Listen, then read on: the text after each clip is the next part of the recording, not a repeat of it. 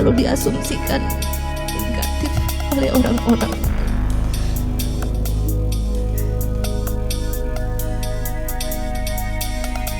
Saya hanya sedih kenapa orang-orang tidak bisa memahami, tidak ada di pihak saya sebagai saya.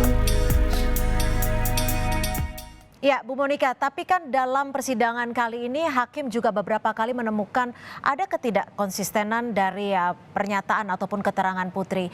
Apakah empati yang Anda sebut tadi ini bisa terbentuk namun tidak mempengaruhi penilaian hakim? Benar sekali bahwa empati ditujukan untuk mendapatkan perhatian dan ternyata hakim juga tidak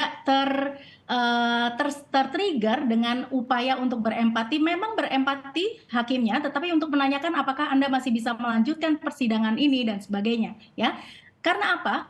Hakim juga akhirnya mengubah verbal style-nya ketika biasanya mengatakan saudari atau terdakwa kemudian menjadi kamu, ya. Kamu adalah hubungan yang ada ada gap antara penanya dan juga yang ditanya, gitu ya. Nah, kemudian juga kalau kita melihat ada ketidakkonsistenan, ya, ketika PC mengatakan bahwa masih trauma, bahkan meminta kepada publik dan khalayak untuk ikut merasakan apa yang sedang dirasakan.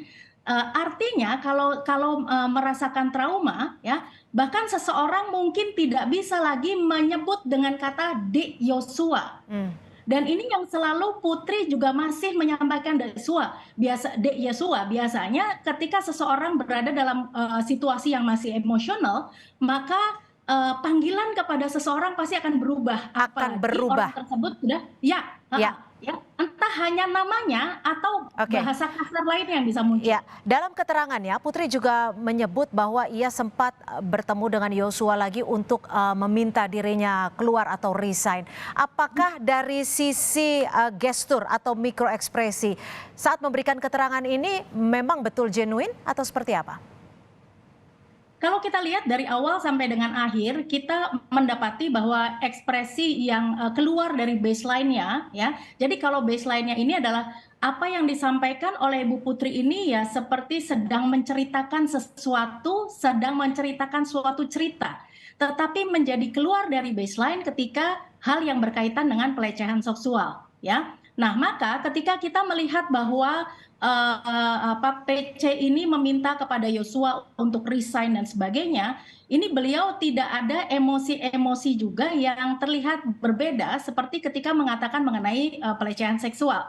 Jadi seperti sesuatu yang membaca, sesuatu yang scripting seperti itu, jadi tidak terlihat keluar dari yang sebiasanya emosi atau ekspresi yang ditunjukkan. Nah, kalau ternyata emosi yang ditunjukkan ini berbeda, nah di situ kita bisa melihat bahwa ada apa ya dengan hal tersebut. Tetapi yang saya perhatikan ini semuanya masih sama aja. Iya, jadi Anda melihatnya ada urutan ataupun scripting yang memang ingin disampaikan oleh terdakwa Putri Chandrawati.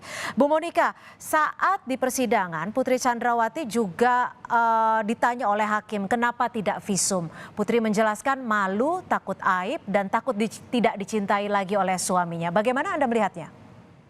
Ya. Putri PC ini sadar ya bahwa suami dan keluarga adalah merupakan value tertinggi dari kehidupannya. Namun ya ada yang tidak sinkron bahwa ketika seseorang memperjuangkan value hidupnya ya maka apapun akan dilakukan. Jadi kenapa Putri yang sudah mengatakan bahwa sudah memaafkan Joshua ya ternyata tidak bisa mereframing mindsetnya untuk mengatakan bahwa ketika saya berani untuk bercerita bahkan hal yang paling detail sekalipun itu adalah karena saya berjuang untuk keluarga saya sehingga kata malu atau aib tidak lagi keluar gitu. Nah kita juga ketika kata malu atau aib ini terjadi ya karena yang jelas ini adalah korban gitu. Malu terjadi ketika seseorang normal keadaannya karena kalau frameworknya adalah korban maka rasa malu atau aib yang selalu menjadi alasan itu juga sudah dikesampingkan.